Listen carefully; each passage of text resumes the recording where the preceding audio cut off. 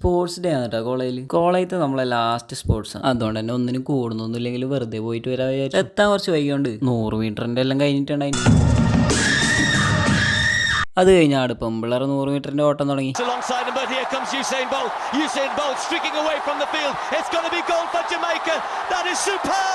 ഇതെല്ലാം കഴിയുമ്പോൾ കണ്ണന്റെ ഷോർട്ട് പുട്ടിന്റെ ഗോൾ വന്നു. ഏതോ പെണ്ണിനെ ഇംപ്രസ് ആക്കാനാന്ന് തോന്നുന്നു. 5 കിലോന്റെ ബോൾ ഉണ്ടല്ലോ, അടക്കെറിയുന്ന പോലെ അവൻ എറിഞ്ഞു.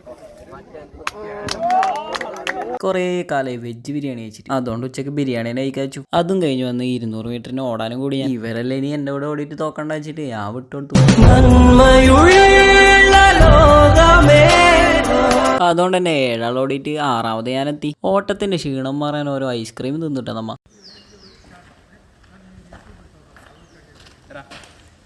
എന്തെല്ലാം ഫസ്റ്റ് സെക്കൻഡാ ഗോൾഡില്ലടാ.